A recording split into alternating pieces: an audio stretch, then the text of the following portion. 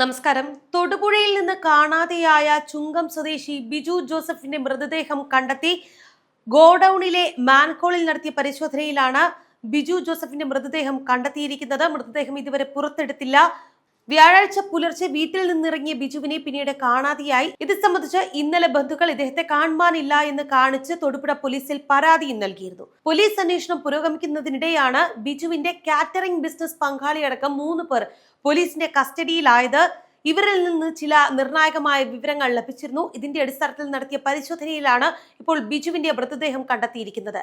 കലയന്താനിയിലെ ഗോഡൌണിലെ മാൻഹോളിലാണ് മൃതദേഹം കണ്ടെത്തിയത്. ഭക്ഷണാവശിഷ്ടങ്ങൾ തള്ളുന്ന മാലിന്യ സംസ്കരണ കുഴിയിലേക്ക് പോകുന്ന മാൻഹോളിലാണ് മൃതദേഹം കണ്ടെത്തിയിരിക്കുന്നത്. മൃതദേഹത്തിന് മുകളിൽ മാലിന്യങ്ങൾ തള്ളിയ നിലയിലുമാണ്. വൻ പോലീസ് സന്നാഹവുമുണ്ട്. എറണാകുളത്ത് നിന്ന് കാപ്പ ചുമത്തി പുറത്താക്കപ്പെട്ട പ്രതിയിൽ നിന്ന് കിട്ടിയ വിവരത്തിന്റെ അടിസ്ഥാനത്തിലാണ് ബിജു ജോസഫ് കൊല്ലപ്പെട്ടു എന്ന് പോലീസ് സ്ഥിരീകരിക്കുന്നത്. ചില സംശയങ്ങൾ പോലീസിന് തോന്നിയിരുന്നു. ഇതുമായി ബന്ധപ്പെട്ട് നടന്ന ചോദ്യം ചെയ്യലിനിടെയാണ് കൂടുതൽ തെളിവുകൾ ലഭിച്ചത്.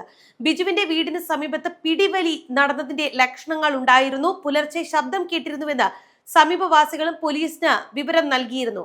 ഒരു ഒമിനി വാനിൽ ആരെയോ തട്ടിക്കൊണ്ടു പോകുന്നത് കണ്ടിരുന്നുവെന്ന് ചില നാട്ടുകാർ പറയുന്നുണ്ട്. ഈ വിവരം നാട്ടുകാർ പോലീസിനും കൈമാറിയിരുന്നു.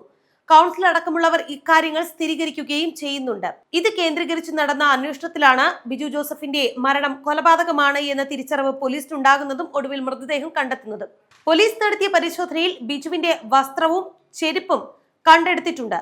തുടർന്ന് ബിജുവിന്റെ ബന്ധുക്കളുമായി അന്വേഷണം നടത്തുകയായിരുന്നു. ഇത് ബിജുവിന്റേത് തന്നെയാണ് എന്ന് സ്ഥിരീകരിക്കുകയും ചെയ്തു. പിടിയിലായ പഴയ ബിസിനസ് പങ്കാളിയടക്കം 3 പേരാണ് പോലീസിന്റെ കസ്റ്റഡിയിലുള്ളത്.